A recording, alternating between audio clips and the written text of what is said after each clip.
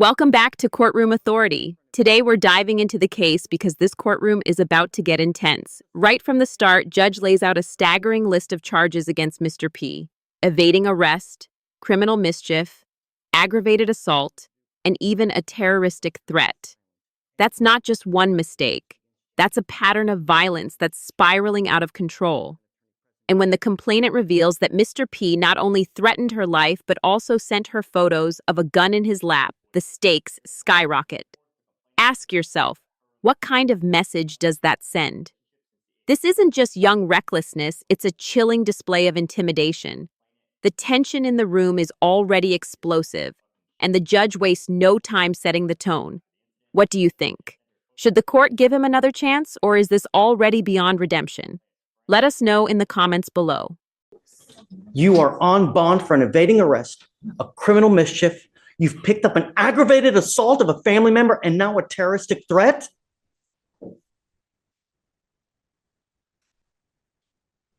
We're going to do probable cause. You have the right to remain silent. Anything you say can or will be used against you. You have the right to have an attorney. Shh. You have the right to have an attorney present. If you cannot afford one, one will be appointed to you, sir. Yes, Judge. The defendant is the complainant's ex-boyfriend. During a walk-in report, the complainant told the officers that her and the defendant had an on and off dating relationship since the 8th grade, but they broke up in June 2024. In September, the defendant told the complainant, "Stop talking all that mess before I come to your house and fucking shoot you." The complainant told the officers that right after the incident, the defendant sent her photos of a gun in his lap. The complainant stated the defendant also told one of the complainant's friends that he was going to shoot the complainant.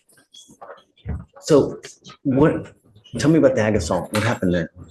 Your Honor, in the ag assault, one moment. In the criminal mischief, is it with the same complaining witness as well? The criminal mischief's from a prior event where we had experimented trying a drug and kind of got crazy and broke stuff with it. Yes, Your Honor. And then for the aggravated Completely assault, unrelated. it says the complainant and her friends went to a party, and at the party they saw the defendant trying to get in, but was ultimately turned away because too many people were there already. While walking, the complainant ignored the defendant, and the defendant stated, "Are you going to apologize?" And the complainant kept walking. The defendant began cussing at the complainant and said, "I got it on me." And the defendant said the complainant said at that time, the defendant got a pistol from his ankle and pointed it at her.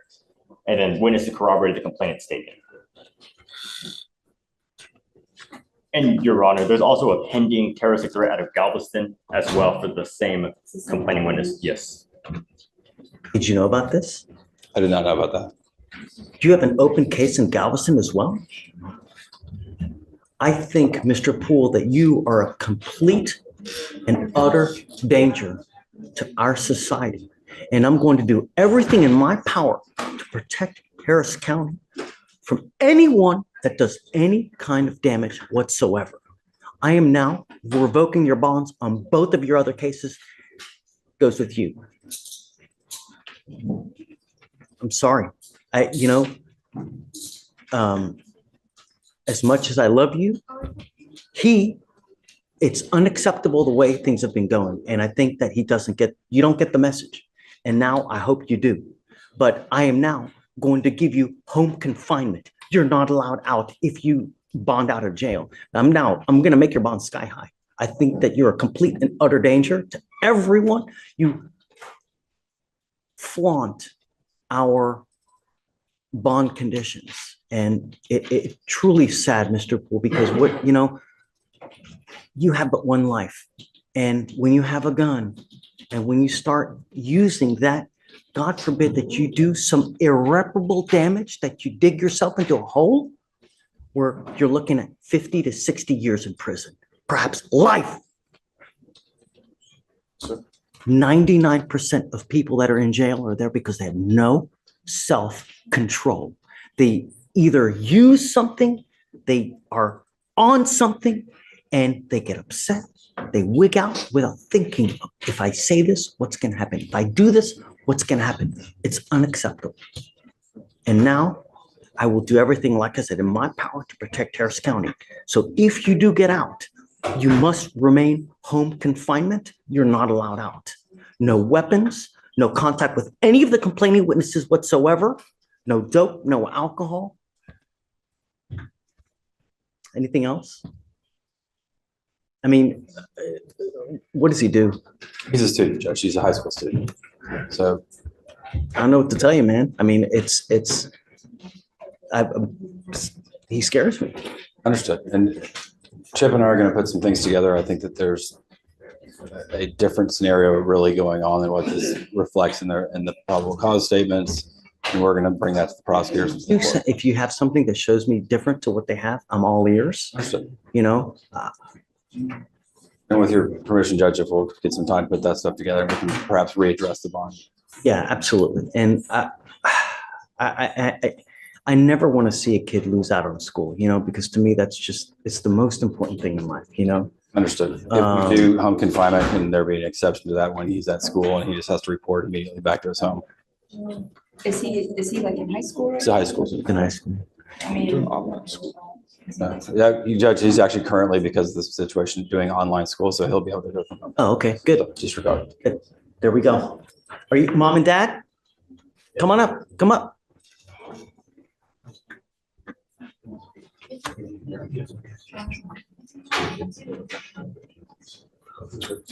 Come over. Thank you so much for coming. Shh. It's out of control. I don't know what else to do. But it seems that when he's out in public and he's out, you know, partying, as they say, there's a wake of trouble. Did you guys know that he has a case in Galveston as well? No, Your Honor, this is the first time I've heard of that. Is it currently open? It's currently open, Your Honor. Something that the lawyers are also unaware of as well, you know? We think it's all one event that happened over a few hours. We don't know. But it's not though. It's not. He's, you know, 12 in December of 23, you know, we have a criminal mischief and evading arrest. Now, a couple months later, we've got Galveston. It's not. And I think that we need to really give him a wake-up call before he really does irreparable damage, you know? If I could just clarify, the two events here in Harris and the one event in Galveston, we think that was all in the one series of events that happened between football games and a party on a hotel. We need to figure out what's going on, you know, to figure out why it's continuing to happen. And, you know, I want what's best for your son. I really do. And I will help you in any way that I can. I have to put him in custody today because I have to show him that it's unacceptable what he's doing and picking up these tuna cases, especially the fact that he's picked up an aggravated assault. That's, you know, you've got a great lawyer. We'll be here to figure it out with you. And Judge, he's already addressed the bond on the felony case as well. So he's gone in and addressed it with the felony. We're just Bond, huh? understood. So I'm making your bonds 30,000 each. I don't know if they're going to bond you out, but you know.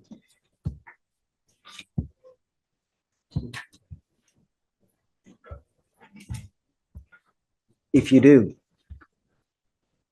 get out, you better be on your best behavior, and you are not to go anywhere.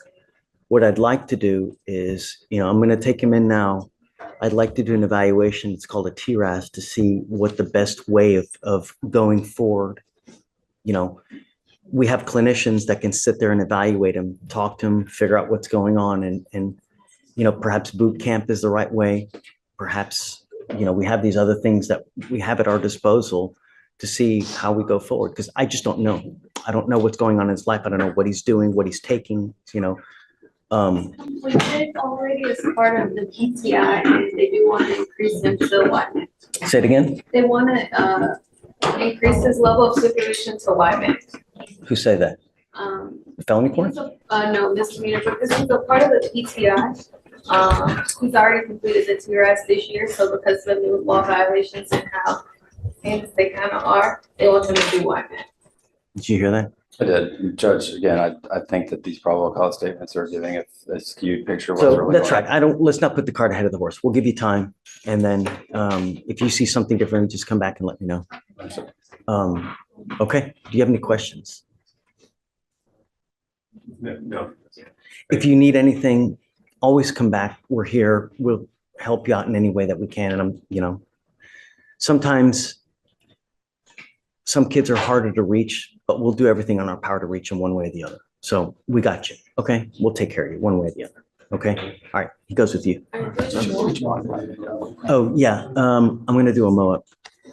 So hold on, Stephen, hold on. Mr. Poole, I'm entering in what's called the magistrate's order for emergency protection that identifies SM as a protected individual. You're not to commit family violence or an assault against this person, commit an act in furtherance of an offense under section 42.072 of the Texas Penal Code, which is the stalking statute. You cannot threaten, harass, use another person to communicate a threat or harassing behavior. You cannot be in possession of a weapon or go within 200 feet of where this person works. If you violate this court order, the state can and will file a violation of protective order, and you violate those conditions, I can have a hearing to hold you at no bond. Zero bond, and I will do it in a heartbeat to protect every person of Harris County. Do you understand, Mr. Poole? Okay. And there you have it. The judge comes down with a decisive ruling. Bonds revoked, home confinement ordered, and now an emergency protective order in place to keep the victim safe. The message couldn't be clearer. Threats, guns, and reckless behavior will not be tolerated in this courtroom. Mr. P may only be a student, but the consequences of his choices are dangerously adult. If he doesn't change course now, prison time could be his future. So, what do you think? Did the judge strike the right balance between protecting the community and giving Mr. P a chance to reform? Drop your thoughts below. And if you found this breakdown as jaw-dropping as we did, don't forget to like this video, share it with others, and subscribe to Courtroom Authority for more real courtroom drama and expert analysis. Until next time, stay sharp, because in court, the truth always comes out.